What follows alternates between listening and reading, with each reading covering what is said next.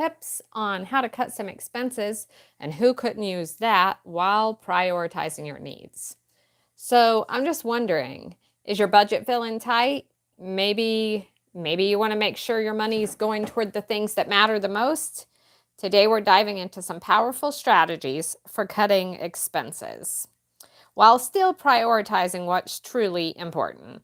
By the end of this video, hopefully you're going to have some clear plans on simplifying your spending without sacrificing the things you love. So, let me see if I can move my chair over and let's get started. So first thing you want to do is you're going to have to audit your spending. Step one is a quick spending audit. You want to take a look at where your money has gone over the last few months. Then you want to sit down and identify any reoccurring charges or impulse buys that do not align with your priorities. So that would be that morning cup of coffee and donuts. You get what I mean? You might be surprised to find small subscriptions or services that add up over time. Cancel or reduce anything that does not serve your current goals. Challenge yourself to look for at least 3 expenses that you could reduce or eliminate today. Now, the step number 2 thing that you want to do is create your needs versus your wants list. I don't know about you guys, but my wants list is huge. So, go ahead and get your sheet of paper. Put 2 columns. On one side, needs, on the other, wants. Next, make a needs versus wants list. This is a simple exercise, and it's going to help you define what is essential and what's optional in your life. Needs, for example, are going to include your rent, utilities, groceries, transportations. Your wants are the things like eating out, streaming subscriptions, or the new clothes. The clearer that you can get about these categories, the easier it will be to decide where to cut back. And guys, place this list somewhere visible where you will actually see it, like on your refrigerator or in your wallet. And this is going to serve as a gentle reminder to stay focused on what truly matters to you. And then the third step you want to take is implement the 50-30-20 rule. And this is just a budgeting rule, and it's an effective way to actually structure your budget so you can save some money. You want to allocate 50% of your income to your essential needs. Remember, that's your rent, your electric, your food, your water.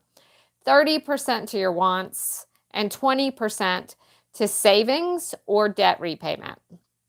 If you find it's hard to stick to these percentages, by all means, adjust your wants category, adjust the categories to fit your needs. Nothing is carved in stone. That's why it's called personal budgeting. So the small changes in any area, though, is going to free up some savings for you, hopefully, and help you reach your financial goals just a little bit faster. At least try this for a few weeks and see how it feels. You may actually find that cutting back in some areas is not as hard as you originally thought. And step number 4 is prioritize high-impact savings. So what do I mean here? Switch to generic brands. Maybe start making some meals at home. Adjust the thermostat so it ain't so expensive. These are small changes, but they have big impacts on your budget. For example, switching to those generic brands, cooking more meals at home, and making your home more energy efficient can actually save you hundreds, if not thousands of dollars over time. So look for those high impact areas and focus on them first, because they will give you the most savings with the least sacrifice. And just a little encouragement here, challenge yourself to try one of these high impact changes at least this week. You may be surprised at how much just a small adjustment can actually save you. And tip number 5 is use cash.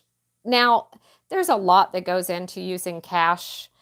It actually, when you pay something with cash versus a credit card, it actually activates the part of our brain that is the pain center. When we pay with a credit card, that's not activated, which is probably why they want us to pay more with credit card. But have you ever noticed if you're out in town and you have to pay something with dollars, it does seem to be like something that is a little bit more painful than just whipping out the credit card. So, one tried and true method for controlling spending is actually going to be use cash when at all possible. You could actually set a weekly budget for things like dining out, entertaining, or that coffee that you like, or the donuts in the morning, but only use cash.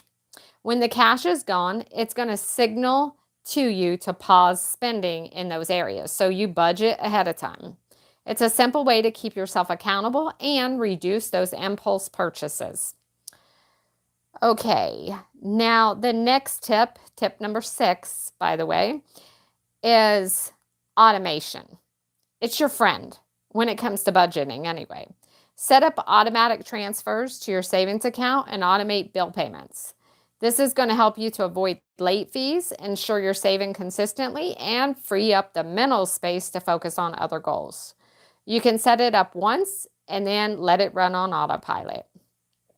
You can do this with saving every single month, just a little bit putting in your savings account. Set it up automatic through the bank. And it's the simplest way to build wealth over time. Or if you've paid your bills off and then you have like a Roth IRA and through Vanguard or something like that, you could set that up automatically to come out every week.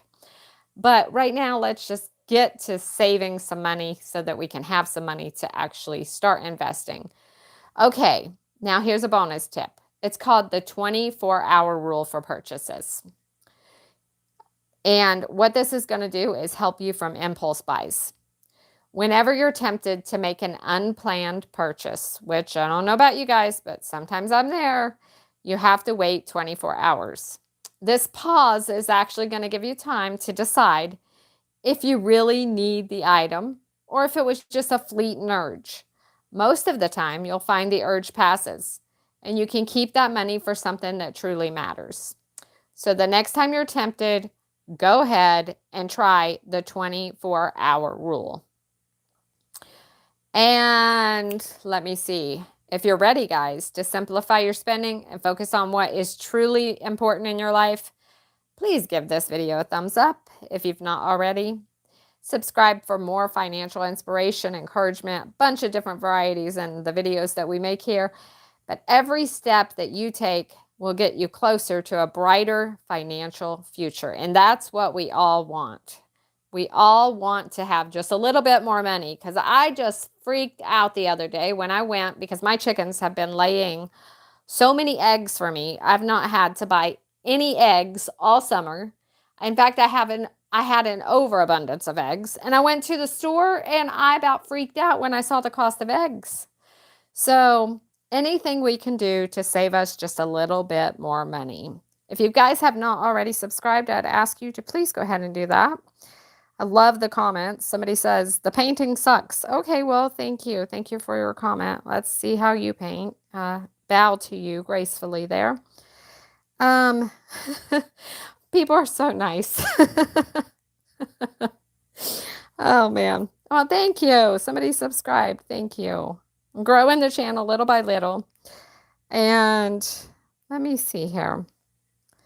Well, I think that's about it today, guys. Thank you for stopping by and spending just a little bit of time with me, and I appreciate it. My voice is kind of going this morning, but I am determined to make a video a day, so hope you guys will go ahead and thumbs it up, and I'll see you in the next video. Oh, you're just getting on.